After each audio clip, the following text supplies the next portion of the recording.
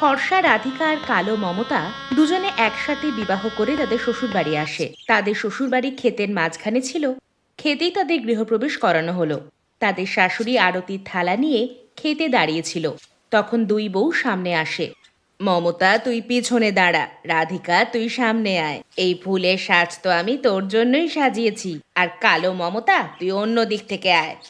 তার শাশুড়ি একদিকে গোলাপের পাপড়ি বিছিয়ে রেখেছিল, আর অন্যদিকে ওই গোলাপের ফুলের কাঁটা বিছিয়ে রেখেছিল। রাধিকা ফুলের ওপর দিয়ে হেঁটে প্রবেশ করলো, আর মমতা কাঁটার ওপর দিয়ে হেঁটে। তারপরে শাশুড়ি রাধিকাকে আরতি করে।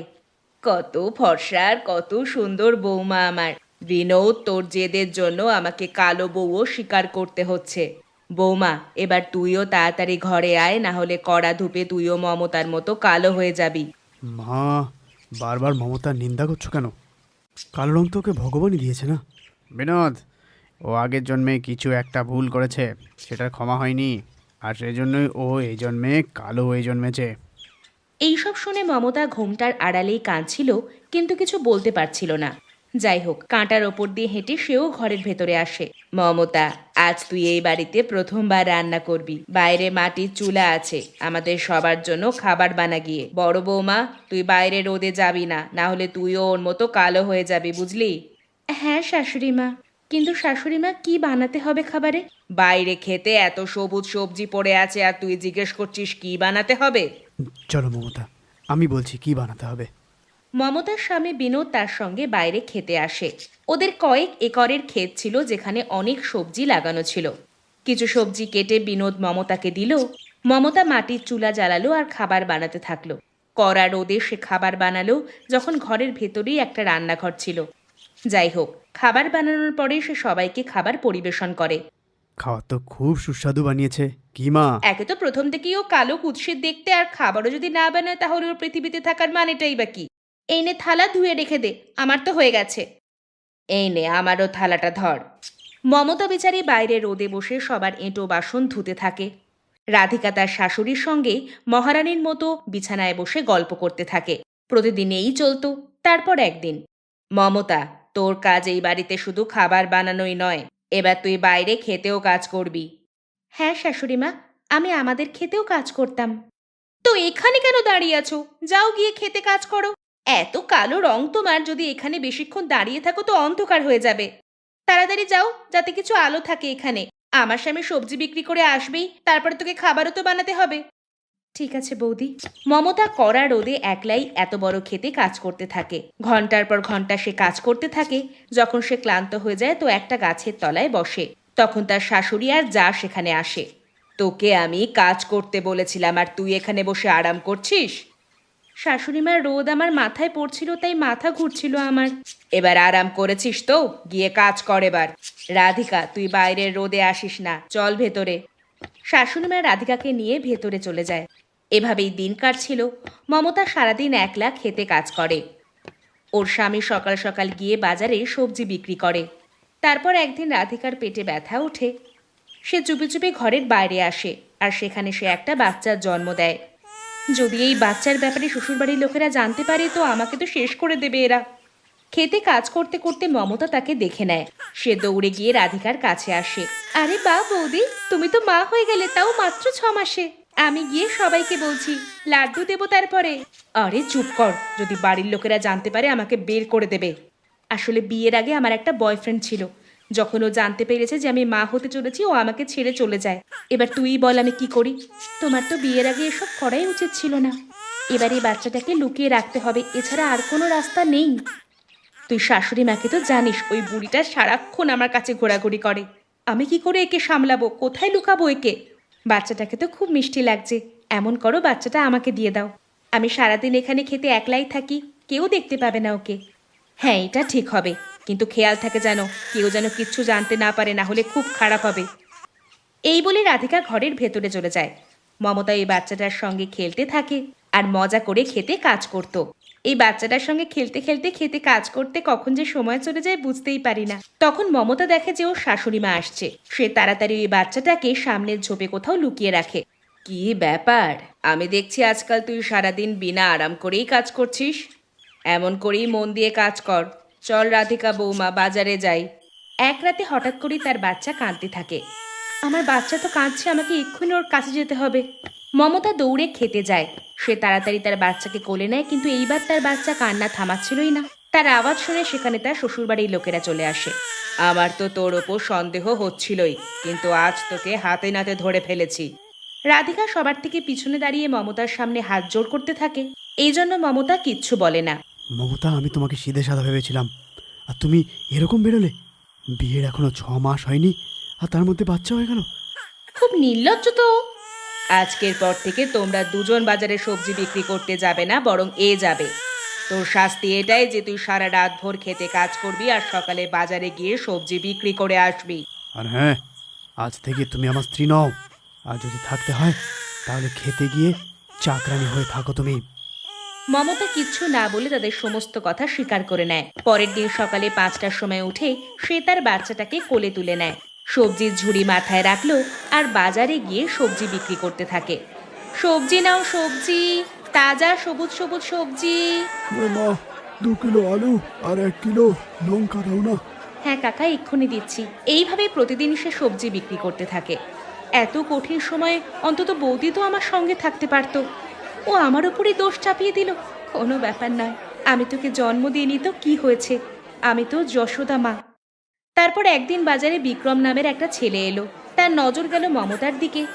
যখনই আমি এই বাচ্চাটাকে দেখি, আমার কেন এরকম মনে হয় যে আমাকে ও টানছে। ঠিক আছে, আজকে নয় এর থেকেই সবজি নি। বিক্রম দৌড়ে মমতার কাছে গেল। বাচ্চাটা কাঁদছিল। বিক্রমকে দেখতেই সে তার কোলে আসার জন্য ছটফট করে। শুনুন, আজকে আমার বিয়ের রিসেপশন আছে, আমার কিন্তু আজকে অনেক সবজি লাগবে। হ্যাঁ পেয়ে যাবেন ভাই সাহেব। বাচ্চা চুপ করে যাও, আমি যাচ্ছি বাড়িতে। আপনি বাচ্চাটাকে আমার কাছে দিন, নাহলে আপনি এই কাজ করতে পারবেন না। বিক্রম যেই বাচ্চাটাকে কোলে নেয় সে হঠাৎ করে চুপ করে যায়। কি ব্যাপার, ও তো আপনার কোলে গিয়েই শান্ত হয়ে গেল। যাই হোক, আপনার কত সবজি চাই? এই ধরে নিন, মোটামুটি তো 400 জন আসবে, তার জন্য সবজি লাগবে। এত সবজি তো আমার ঝুড়িতে নেই, আপনাকে আমাদের খেতে যেতে হবে।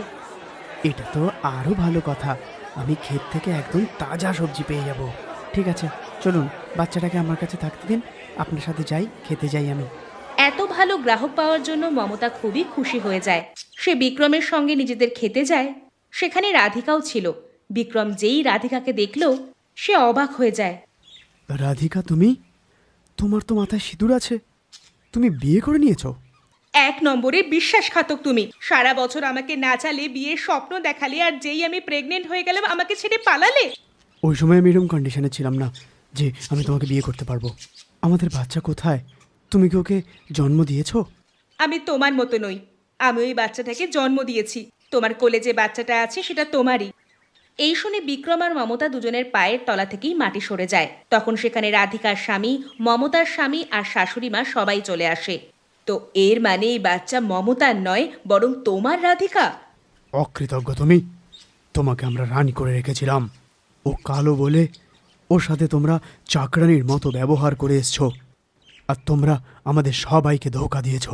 মমতা, তুমিও আমাকে মিথ্যে কথা বলেছো। আমাকে ক্ষমা করে দিন। সুযোগ পেয়ে বিক্রম বাচ্চাটাকে মমতার কোলে দেয় আর সেখান থেকে পালিয়ে যায়। আমি এই বাচ্চাটার জন্য মমতার ওপর চিৎকার করলাম আর তুই দাঁড়িয়ে দাঁড়িয়ে শুনছিলি। কেমন মা তুই? আজকের পর থেকে মমতা এই বাড়িতে রানী হয়ে থাকবে, সমস্ত সবজির মালকিন হয়ে হিসাব দেখবে, আর তুই চাকরানি হয়ে দিনভর খেতে কাজ করবি। গ্রাম থেকে অনেক দূরে একটা অনেক বড় জঙ্গলের ওই পারে একটা অদ্ভুত বিশাল আর চমৎকারী নদী ছিল। ওই নদীর অর্ধেক ভাগ সোনার ছিল আর অর্ধেক ভাগ রূপোর। ওই নদীতে একজন জলপড়া তার পুরো পরিবারের সঙ্গে সোনার অংশে থাকত। তার মুখের উপরিভাগ অংশ মানুষের ছিল আর নিচের অংশটা মাছের ছিল। মাথায় সোনার মুকুট আর সারা অঙ্গে সোনার গয়না পরা ছিল। সারা মুখই সোনায় ভরা ছিল। একদিন সে নদী থেকে বাইরে বেরিয়ে তার প্রেমিকা শালুর সঙ্গে কথা বলছিল। দেখো শালু, আমার নদীর বাইরে নিঃশ্বাস নিতে কষ্ট হয়, আমি তোমার সাথে বাইরে বেশিক্ষণ দাঁড়াতে পারবো না। তুমি আমাকে বিয়ে করে নাও, আমরা একসাথে নদীর ভেতরে গিয়ে থাকবো। আমি একজন মানুষ, আমি নদীর ভিতরে শ্বাস খেতে পারবো না। কিছুদিনের মধ্যেই আমি মরে যাব। তাহলে তো একটাই রাস্তা খোলা, আমাদের দুজনকে আলাদা হয়ে যেতে হবে। এই বলে জলপড়া নদীর ভেতরে চলে গেল। এদিকে শালু ওকে ছাড়তে চাইছিল না, এই জন্য ওই ব্যাপারে তার বাবা মাকে বলে দেয়। আমিও এই জলপড়া ছাড়া থাকতে পারবো না মা। শুনছো শালুর বাবা, তাড়াতাড়ি এর বিয়ে দিয়ে দাও, নইলে কোনো জানোয়ারকেই বিয়ে করবে ও। যখন শালুর বাবা মা তার বিয়ের কথা বলে তখন সে ঘাবড়িয়ে যায়, কারণ সে ওই জলপড়ার সঙ্গেই তার জীবন কাটাতে চায়। বিয়ের ভয়ে শালু রাত্রিবেলা বাড়ি থেকে পালিয়ে যায়। সে নিঝুম রাতে একা একাই এদিক ওদিক ঘুরে বেড়াচ্ছিল। তখনই ওর নজরে একটা বাবার দিকে গেল, যে চোখ বন্ধ করে ভগবানের নাম নিয়ে হাঁটছিলেন। তার সামনে দিয়ে একটা জোরে গাড়ি আসছিল, কিন্তু বাবার নজর তো অন্যদিকেই ছিল। গোবিন্দ বলো হরি গোপাল বলো। ওই গাড়িটা বাবাকে ধাক্কা দিচ্ছিলই, ঠিক তখনই শালু দৌড়ে গিয়ে বাবাকে বাঁচিয়ে নেয়। বাবা, দেখে চলাফেরা করো, যদি আমি না বাঁচাতাম তাহলে কালকে আর বেঁচে থাকতে না। আমি তো ওপরওয়ালার ধুনেই মগ্ন হয়েছিলাম। ওপরওয়ালা মানুষ রূপে তোমাকে আমার কাছে পাঠিয়েছে আর আমাকে বাঁচিয়ে দিয়েছে। বলো মা, তোমার কি চাই বলতে পারো। আমি একজন তান্ত্রিক বাবা। তোমার চেহারা দেখে মনে হচ্ছে তুমি কিছু একটা নিয়ে অসুবিধায় আছো। শালু নিজেরা জলপড়ার ব্যাপারে সবকিছু বলে দেয়। তোমার এই সমস্যার সমাধান আমি এক্ষুনি করে দিচ্ছি। বাবা একটা তাবিজ বের করলো। এই তাবিজটা নাও মা। যতক্ষণ এই তাবিজটা তোমার কাছে থাকবে ততক্ষণ তুমিও জলপরি রূপে জলের ভেতরে থাকতে পারবে, আর তোমার রূপ এই মানুষের মতোই থাকবে। ওই তাবিজ নিয়ে শালু সোজা জলপড়ার কাছে পৌঁছলো আর ওকে সমস্ত কথা বলে। জলপড়া ওকে নদীর ভেতরে নিয়ে যায়। ভেতরে তার শ্বশুর শাশুড়িও ছিল। তোর পছন্দ খুব ভালো বেটা, ভালোই হয়েছে একটা মানুষকে বিয়ে করার কথা ভেবেছিস। তো এইভাবেই নদীর ভেতরে জলপড়া আর শালুর ধুমধাম করে বিয়ে দেওয়া হলো। ওদের বিয়েতে রং বেরঙের সুন্দরী মাছেরাও উপস্থিত ছিল। এবার শালু নদীর ভেতরেই নিজের জীবন কাটাতে লাগলো। কিন্তু শালুর জন্য কি নদীর ভেতরে থাকা এতটাই সহজ হবে? না। রূপর নদীতে শালুর দুজন জা থাকতো, যারা শালুকে খুবই হিংসা করত। একদিন ওই দুজন জা নিজেদের মধ্যে কথা বলছিল। আমরা দুজন জলপরি, কিন্তু আজ পর্যন্ত আমরা সোনার নদীতে থাকার সুযোগ পেলাম না। শালু তো আমাদের সমাজে খাপ খায় না, আর ও তো আমাদের জাতেরও নয়। যে মহিলা আমাদের সমাজেরই নয়, তা সত্ত্বেও সে প্রথমবারই সোনার নদী পেয়ে গেল। টেনশন নেওয়ার কোনো দরকার নেই, দেখো ওর মজা আমি কি করে ওড়াই। দুজন যা শালুর কাছে গিয়ে বলে, তুমি কোনো কাজবাজ করতে পারো না নাকি? সারাদিন এদিক থেকে ওদিকে সাঁতার কাটো, কিছু কাজকর্মও করে নাও। বৌদি, আমি মানুষের সব কাজই করতে পারি, জলপরীদের কাজ আমি করতে পারি না। আমরা বলছি না, এই অদ্ভুত নদীতে সারা গ্রামের মানুষ প্রতিদিনই মিষ্টি নানা ধরনের প্রসাদ ফেলে যায়। তাড়াতাড়ি যা, আমাদের জন্য নিয়ে আয়। এখান থেকে সোজা যাবি, লোক দেখতে পাবি তুই। ঠিক আছে বৌদি। শালু তাড়াতাড়ি সারা নদীতে এদিক ওদিক ঘুরতে লাগলো। কিছুক্ষণ পরেই সে সত্যিই অনেক লোককে মিষ্টি মন্ডা নদীতে ফেলতে দেখে। শালু সব প্রসাদ কুড়িয়ে নেয় আর নিয়ে তার বৌদিদের দিয়ে দেয়। এটা তো হয়ে গেল, এবার রাতের খাবারের বন্দোবস্ত কে করবে? তার জন্য কি করতে হবে? আরে যাও, সারা নদীতে ঘোরো আর মাছ ধরে নিয়ে এসো। রাত্রে আমরা সবাই মাছই খাই। এই প্রসাদ তো আমাদের সবার ফার্স্ট ফুড, যেমন তোমরা মানুষেরা মোমোস খাও। বুঝে গেছি বৌদি। এবার শালু সারা নদীতে ঘুরে ঘুরে মাছ খুঁজতে থাকে। তখন হঠাৎ করে সে একটা হাঙর দেখতে পায়। হাঙরের সামনে শালুকে একটা ছোট সূঁচের মতো লাগছিল। শালুর তো ভয়ের চোটে হালই খারাপ হয়ে যায়। জলের মধ্যে থাকা সত্ত্বেও শালুর শরীরে ঘাম ছুটে যায়, কিন্তু খুবই সাবধানে চলে সে হাঙরের নজর থেকে বেঁচে যায়। থ্যাঙ্ক গড, বেঁচে গেছি। এবার এটা রোজের কাজ হয়ে যায়। শালুর জায়েরা সবসময় তাকে দিয়ে উল্টোপাল্টা কাজ করাতো আর খুব মজা নিত তারা। তারপর শালু একদিন গর্ভবতী হয়ে যায়, যাতে ওর স্বামী শ্বশুর শাশুড়ি খুবই খুশি হয়। বৌমা আজকে আমাদের অনেক বড় খুশি দিয়েছে। শালুর দুই জায়েরই কোনো বাচ্চা ছিল না, এই জন্য ওরা দুজন এবার শালুকে আরো হিংসা করতে থাকে। তারপর একদিন দুই জা, আমাদের বিয়ের এত বছর হয়ে গেল, তাও আমাদের একটা সন্তান নেই, আর এই কালকে আসা মেয়েটা মা হতে চলেছে। এটা আমরা হতে দেব না। সেই ব্যবস্থা আমি করে নিয়েছি দিদি। এই নদীতে এমন এমন খতরনাক মাছ আছে না, যদি সেটা আমরা শালুকে খাইয়ে দিই তাহলে ওর বাচ্চা পেটেই নষ্ট হয়ে যাবে। এবার দুজন যা বিষাক্ত মাছ ধরে নিয়ে আসে আর শালুকে সারাদিন খাওয়াতে থাকে, যার ফলে 9 মাস পরে শালুর বাচ্চা পেটেই নষ্ট হয়ে যায়। নিজেকে অনেক বড় কিছু ভেবে ফেলেছিল, কিন্তু এই খবরটা শালু আর তার শ্বশুরবাড়ির লোকজনকে নড়িয়ে দেয়। কিন্তু কয়েক মাস পরে শালু আবারও গর্ভবতী হয়, কিন্তু এইবারও ওর বাচ্চা পেটেই নষ্ট হয়ে যায়। যতবারই শালু গর্ভবতী হয় ততবারই তার জায়েরা তাকে বিষাক্ত মাছ খাইয়ে দিত।